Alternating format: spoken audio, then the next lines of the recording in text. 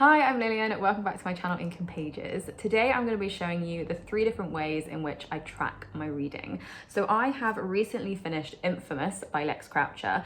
So I'm going to be using this book as kind of like a guinea pig to demonstrate to you what I do once I have finished a book. So first things first, I will track it on Goodreads. I feel like most people use Goodreads. I have been on it since 2015, which is when I first found Bookstagram and BookTube. I don't love it. It's not great by any means. It's clunky and often broken and doesn't do what you want it to do. You can't do half stars. The search function is one of those where if you put like a slight typo in a book's title, it'll be like, this book doesn't exist. I don't know what you're trying to tell me. That is very annoying and ridiculous. And I think we've moved past broken search engines as a society, and yet Goodreads still has one. I did try Storygraph a couple of years ago to see what it was like, and I kind of committed to the idea of it. I imported in all my data from Goodreads. There was quite a lot of it because I've tried to add every single book I've ever read onto my Goodreads.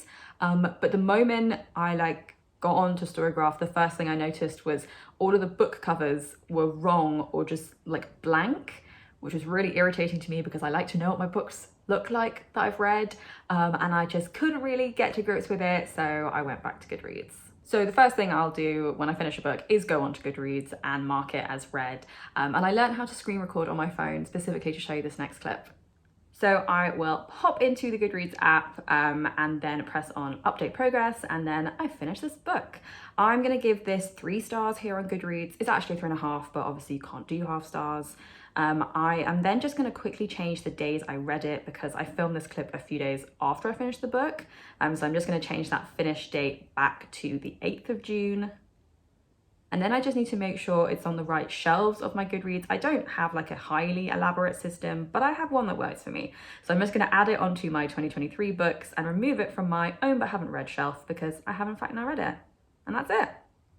Next, I will head over to my reading spreadsheet to fill in all the details for Infamous. Again, I started one for myself in 2015. I have made this myself from scratch, from the ground up. It started off very, very simple and basic, and then pretty much every year I have added some new elements to it to make it the monstrosity it currently is. It has, I think, 10 or so different tabs, which all track something different. But I'm just going to show you the first tab, the most important one, where I will add all the details for Infamous. So I've predetermined what colours I want to use for each month of the year because I'm extra like that. So I'll just make my little first entry for June. And Infamous is actually book 15 of the year, which is very exciting. Obviously, you got to add the title and the author. Then I've done a lovely bit of conditional formatting for the ratings column, which I was very, very pleased with. I also learned for this year how to make drop-down menus, of which you can see very many within the spreadsheet. And I am very pleased every time I get to use them because it makes me feel very smart and accomplished with Excel. Some of these columns are pretty basic and I feel like are very common on different people's reading spreadsheets, like the genre, the format, how many pages a book has, etc. For new author, I'm putting an N for no because I have read from this author before. The rows here which I've left blank are for authors that I've already read from this year, so I'm not counting the same author twice within my yearly statistics. Source is one of my favorite columns to fill in on the spreadsheet because I like the pretty colors, and I also like seeing, how much I'm actually reading from my TBR versus borrowed books or rereads. You can see here that I actually read Infamous pretty soon after getting it. I bought it in April and then finished it less than 2 months later. These last few columns are kind of random, but I enjoy gathering information on them anyway. So I'll check Goodreads for the book's average rating and then how many ratings it has. This isn't important to anyone. It's not even important to me. I just like to track it. And then we have the most arbitrary statistics ever, which are what color the cover is and then how many words there are in the title. And actually, I'll show you one more tab. We'll need to go onto my TBR tab, which is where obviously I track my TBR, and then I will tick off Infamous as read. And then finally, I will crack open my reading journal to add in some of the details for Infamous and give it its own little spread where I'll jot down some of my thoughts on the book. I will fill in this very simple little tracker right at the beginning where I'll literally just colour in another grey square.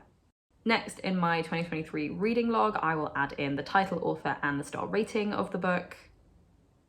And over the page on my bookshelf spread, I will colour in one of these books in a colour which matches the cover of Infamous. On my reading tracker, I will just fill in the days in June in which I've read, and then I will flip over to my genre tracker to add in a tally chart for romance. Then we flip a little further, and I realized I could use Infamous to tick off one of my bingo prompts, which is to read a historical fiction book. And then finally, we flip all the way forwards to June to set up the specific book spread.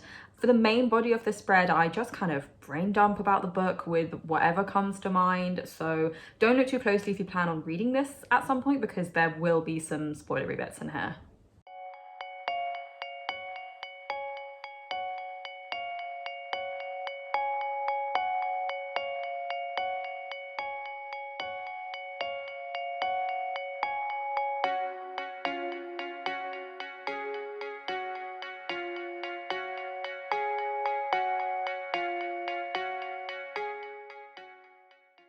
So yeah, those are the 3 ways I track my reading. Maybe it seems a little bit too much. Maybe it seems a little bit too elaborate, but I love it and it really works for me, and it's just fun. And that is the most important thing, to be having fun with your reading. So thank you so much for watching this video, and I will see you in my next one.